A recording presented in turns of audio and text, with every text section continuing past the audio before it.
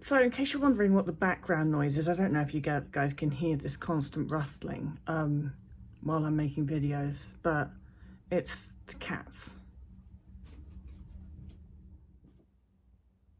What are you doing?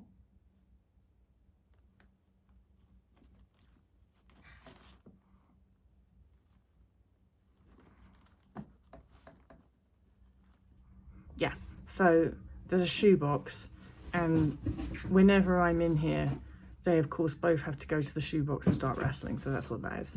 All right, here's a question from Gwen. Hi Tabitha, what's your thought on the CCI Eating Disorder Recovery Guide? So she gave me a link, which I did click on, and then that link said there's nothing here anymore, and then I clicked on something else, and I think I found it. So it's the Centre for Clinical Interventions, Government of Western Australia. And I had a little bit of a browse through it.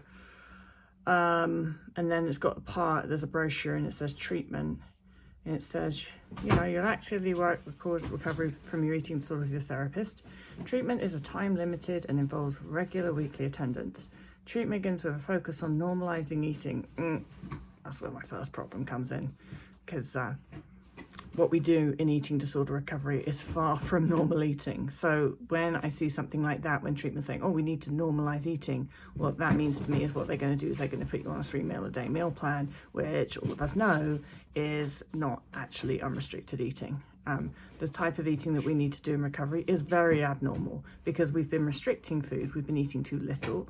In order to reach normal eventually, we actually have to eat a huge amount of food to make up for the gap. Anyway, so normalizing eating and working to achieve and maintain a healthy weight range for you. Ooh. Anyway, so then it says, to help you do this, there are a number of essential treatment components. These include being weighed each week. Jesus Christ, give me strength. And then reviewing your weight with your therapist. Can't think of anything worse, actually. Monitoring your eating and associated thoughts and feelings. So that means you're drawing attention more than anything. I advocate for mindless eating in eating disorder recovery because we are overly aware of every morsel of food that we eat when we have an eating disorder, and we need to teach our brains not to do that. And so then reviewing everything that you fucking ate is not going to do that any help at all, is it? It's actually going to make it worse.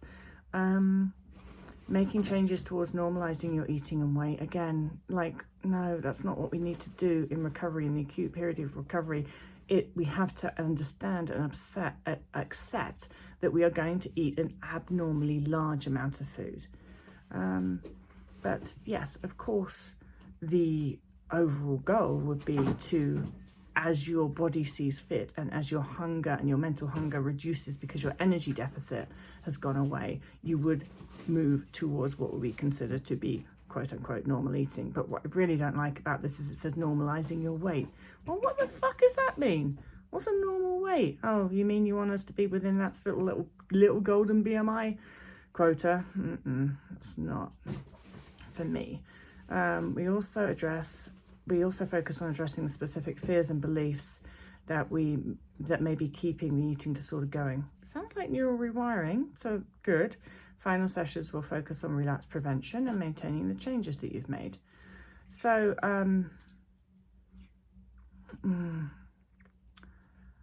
I see a lot of problems in that. I'd be interested to hear from anybody that's actually been through that treatment. Maybe from that little spiel that they've written there, maybe I'm just making wild assumptions and it's actually a really good program. And if that's the case, I'd love to be proven wrong. So let me know. Let me just see if there was actually more of a question, if they just... So this person who wrote the question, Gwen, says it recommends food journaling and regular weighing as part of the recovery process. Do you think it's possible to self-recover using this guide? Oh, that was a guide. I don't think I was reading the guide. I think I was reading like the preamble to the guide. I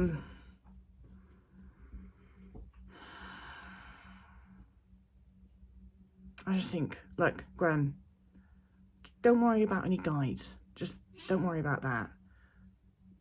What you need to do is you need to focus on neural rewiring, and I doubt that that's outlined in the guide. Prove me wrong. Tell me if I'm wrong. Would love it if it was. Don't think it is. You need to focus on neural rewiring and unrestricted eating. Don't worry about the weight part.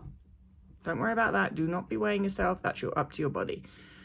I just don't think that from what I read from that little spiel, I don't necessarily think that guide's going to be a particularly helpful resource.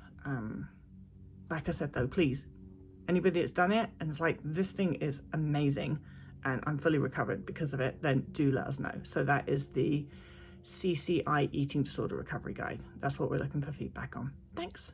Bye.